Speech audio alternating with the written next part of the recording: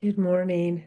So this morning I was in, um, I'm still in First Samuel, and it's chapter 20 that I'm reading from today. And it's when David is very fearful for his life from Saul. And, he has such that bond relationship with Jonathan, that is Saul's son. And so Jonathan and David are talking, and David doesn't feel safe. And so they've created this plan, and Jonathan is going to sit at the table during the feast, during this new moon festival. And if Saul gets upset that David isn't there, if he gets angry, then Jonathan knows that Saul really does want to kill David. And so this is how the scene plays out. Um, so this was day two of the feast, and David wasn't there again. He was hiding out in the field, and so Jonathan, Saul's like, well, where is David? Where's the son of Jesse? And Jonathan's like, well, he asked if he could go be with his family in Bethlehem. And this is what happens. Saul boiled with rage at Jonathan. You stupid son of a whore. He swore at him. Do you think I don't know what you want? That you want him to be king in your place, shaming yourself and your mother? As long as that son of Jesse is alive, you'll never be king. Now go and get him so I can kill him. But why should he be put to death? Jonathan asked his father. What has he done?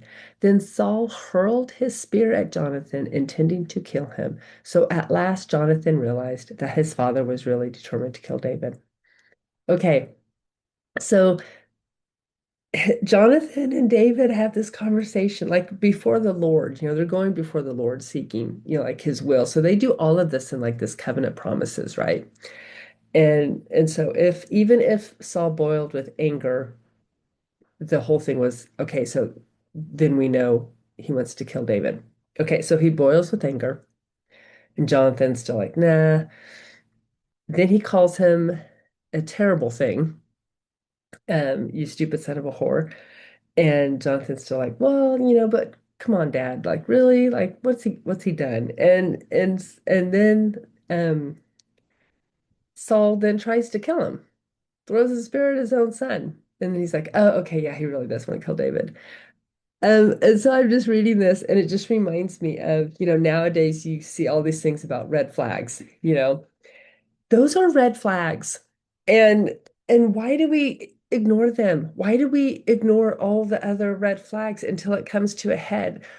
Why did it take Saul trying to kill his own son for Jonathan to actually believe, oh, he really does want to kill David?